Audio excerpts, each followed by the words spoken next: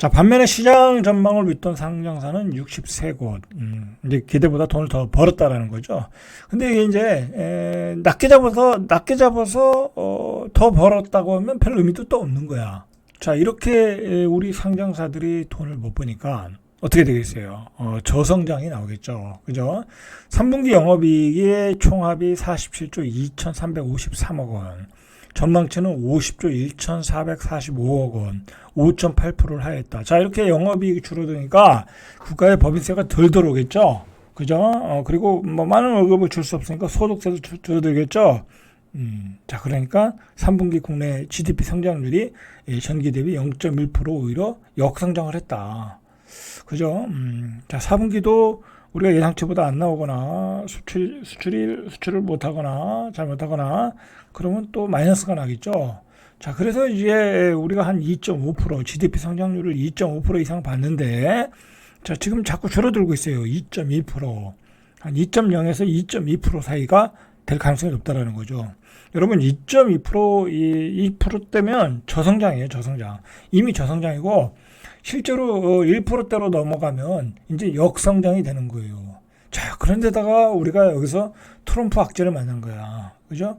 트럼프의 정책은 보호 무역주의 정책이에요. 그래서 중국에는 60% 관세를 때리고 우리나라에는 보편적 관세 10% 때리고 자, 그러면 우리나라는 수출이 줄어든다는 거예요. 그래서 최대 445억인가?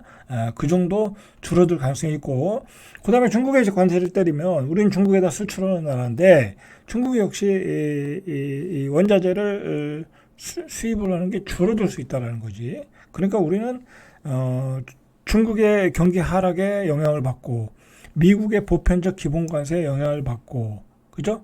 수출이 안 되고, 내수가 불황이고, 그죠? 자, 그렇게 되면 어떻게 되겠어요? 저성장이 되면 어떻게 되겠어요? 일자리가 없어지는 거예요. 저성장이 되는데 일자리가 늘어나겠습니까? 그죠? 자, 그러니까, 요번에 영끌해서 집을 샀거나, 그리고 요번에 정부의 정책 금융 대출로, 집을 많이 사신 젊은이들, 굉장히 고생할 가능성이 있겠죠. 그죠? 무리하게 집을 사신 분들은 굉장히 힘들어질 수 있어요. 뭐 다주택자는 말할 필요도 없고요. 다주택자 한 집이 뭐 한 대여섯 채 이상 되면은 보통 한 3천 1년에 세금 한 3천 정도 나가거든요. 자, 버티기가 힘들어요. 그렇게 되면. 자, 지금 앞으로 트럼프 4년 동안의 기간은 무조건 빚을 갚아나가야 된다. 그리고 소비를 줄여야 돼요. 뭐 그렇게 갈 수밖에 없는 분위기예요. 지금 트럼프가 보편적 기본 관세를 때린다고 하면 최대 우리나라는 448억 달러가 감소할 위험이 있다. 여러분 지금 우리가 1년에 버는 돈이 448억 달러 정도예요. 흑자가 다 날아간다는 얘기예요. 뭐 이렇게까지야 되진 않겠지만 200억, 300억이 날아갈 수 있다. 그죠? 자, 그러니까 기업들이 구조조정을 본격적으로 시작하고 있는 거예요. 자, 수출이 타격받으면 내수도 타격을 받겠죠. 자, 문제는 트럼프의 정책 자체가 불법 이민을 막고, 그 다음에 재정 적자를 늘리는 거잖아요. 그 7조 5천억 달러까지 쓰겠다라는 거 아니에요. 그럼 어떻게 되겠어요? 물가 상승이 일어나겠죠. 그러면 미국의 금리 인하가 속도가 낮아질 수밖에 없어요.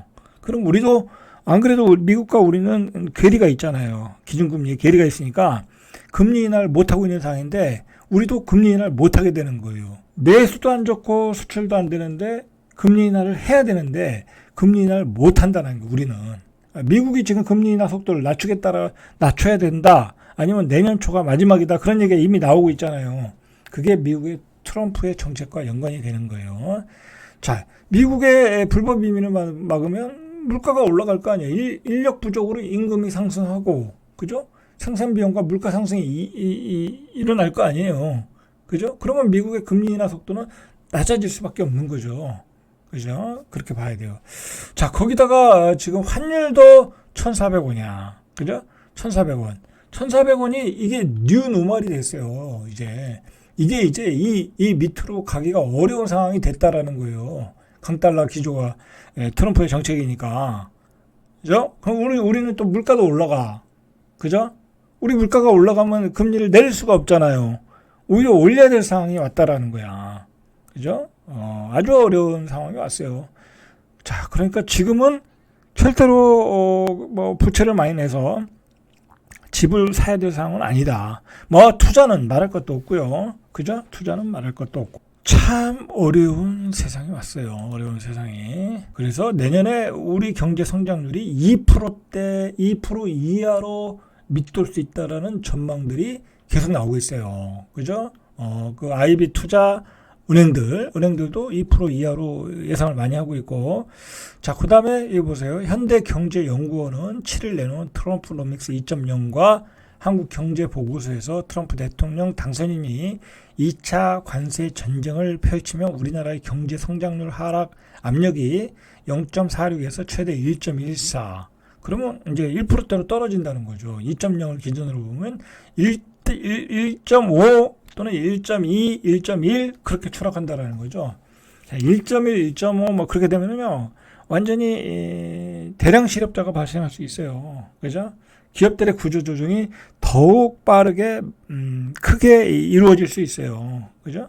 그래서 요즘 사람들이 꼼짝을 못하는 거예요. 자, 어떻게 보면 이미 경기 하락은 이미 시작됐는데 정부가 정책금융대책이라고 해가지고 인위적으로 집값을 부양한 거잖아요. 그죠? 그 부양의 후유증이 이제부터 시작되는 거예요. 그죠? 자, 그러면 결국은 어떤 그 침체 기간이라는 거는 안 겪을 수가 없는 것 같아요. 거품이 커졌으니까. 그죠?